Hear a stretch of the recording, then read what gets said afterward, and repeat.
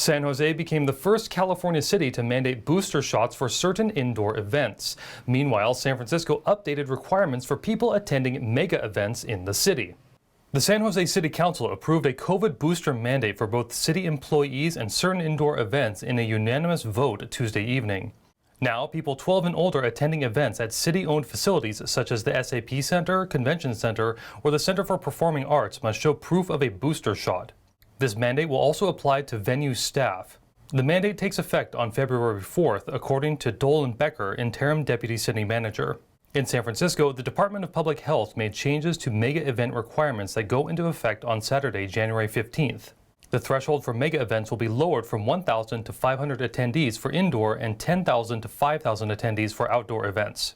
In addition, effective on February 1st, event attendees aged 16 and up will need to show proof of a booster shot if they are eligible.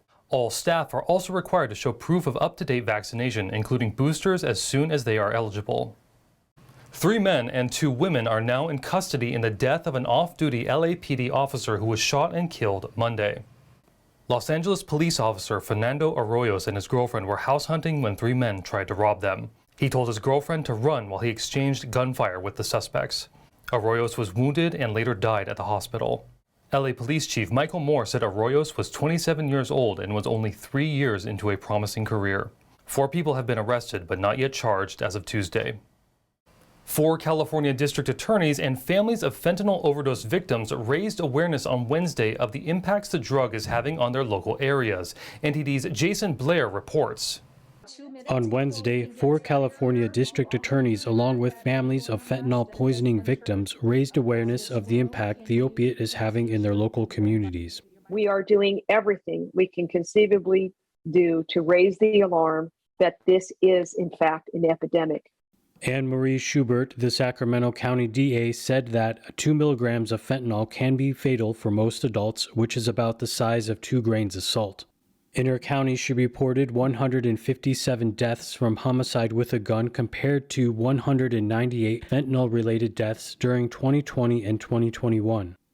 These are not the drugs of the 80s and the 90s and the 2000s, where it took a significant time period or it took numerous uses to cause destructive and fatal consequences for the user. All the DAs reported a steady increase in fentanyl confiscation and deaths over the past couple of years. They are urging for increased education to the public and accountability for dealers. Fentanyl has been gaining more attention recently as being deadlier than more well-known opiates like heroin and Oxycontin. A retired DEA agent told NTD's Capital Report that Americans are being targeted with fentanyl by criminal organizations that can be traced back to the Chinese Communist Party. The Mexican cartels have formed a deadly partnership with the Chinese transnational criminals, and they're bombing our country with this chemical weapon called fentanyl. And the fentanyl is not only mixed in methamphetamine, heroin, and cocaine, but they're making fake pills. Maltz went on to say that it's one of the many ways the CCP has been using to try to destabilize the United States. Jason Blair, NTD News, California. Since the surge in Omicron cases, some stores around the Bay Area are experiencing a supply shortage. Once again, there is a toilet paper shortage due to supply chain troubles. Bay Area residents are seeing empty shelves again due to supply chain issues. NBC Bay Area reported that stores are experiencing localized shortages. I've been pretty lucky to stock up beforehand. My mom ordered a bunch before things really started locking down, but it's definitely been just lots of little things have been missing, food or drinks or I've definitely had to go to multiple stores in one shopping trip just to get everything I need. A San Jose State University professor told NBC Bay Area that Omicron is to blame, with many people staying home instead of going to work. It's really inconvenient for sure. It's just weird not knowing what to expect when you go to the store. A familiar shortage that is coming back, reminiscent of last year, is toilet paper. Whoa, that sounds awful. We need toilet paper on the daily. Why is the cost of that? Shouldn't we have enough paper to make toilet paper?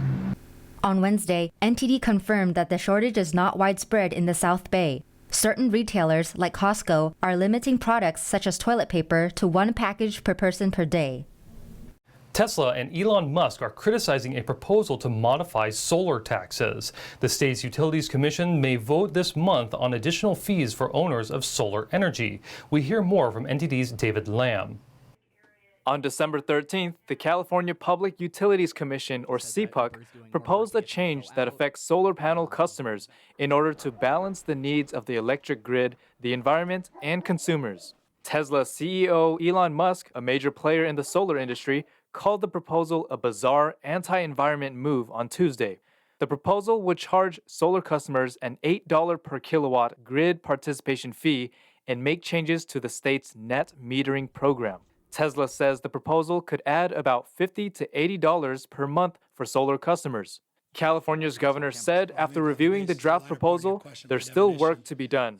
My assertion that we have work to do suggests and implies that just that we have work to do. So I'll leave it at that. We're many parties, many conversations, lots of balls in the air, a lot of work in that space. More on that very shortly. Under the net energy metering program, when a rooftop solar system generates more energy than the unit consumes, customers can sell the excess energy, receiving credits on their energy bills.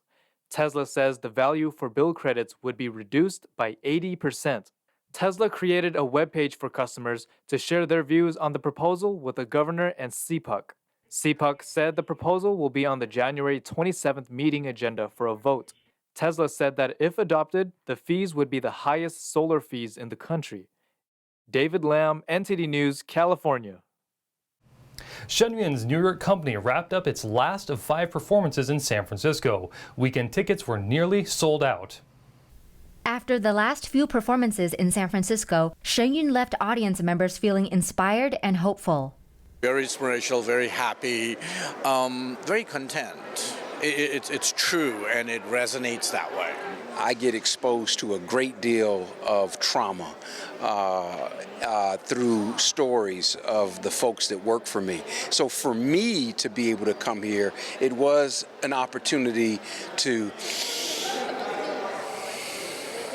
and enjoy it. Just to see the parallels between the eternal or heavenly realm and the earthly realm. And I think there's just a desire for all of us to see beyond just what we can see with our physical eyes.